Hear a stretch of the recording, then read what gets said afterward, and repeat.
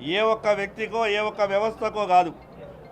ఈరోజు నిండు శాసనసభను వేదిక చేసుకొని వందే మాతరం గేయం ప్రారంభం కాగానే ఎంఐఎం పార్టీకి సంబంధించినటువంటి శాసనసభ్యులు ఆ యొక్క గేయం వినడానికి ఇష్టం లేకనా లేదా రాజ్యాంగాన్ని మేమెందుకు గౌరవిస్తామనే అహంకారమా తెలియదు. కానీ ఈరోజు శాసనసభ నుంచి బయటకు వెళ్ళింది.